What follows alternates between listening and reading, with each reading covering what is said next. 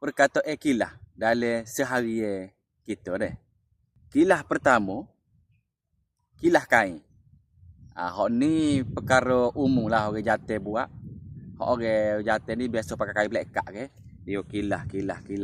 Kain dia menggulung tak supaya kain pelekak dia tu jadi ketak, kemah deh. Kilah yang kedua, pusing ataupun arah. Contoh ayat dia, aku ayat dah ke tadi, kilah kanan. Apa mu kilah kirinya? Tengok tak ada pasal-pasal masuk dalam parit. Kilah yang ketiga, wakilah. Jurus rasio. Contoh ayat dia, tuk deka dulu banyak wakilah.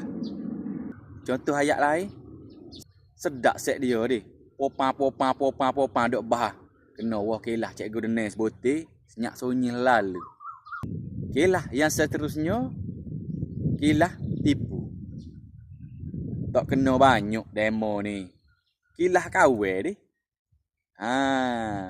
Terima kasih. Semoga bermanfaat deh. Assalamualaikum.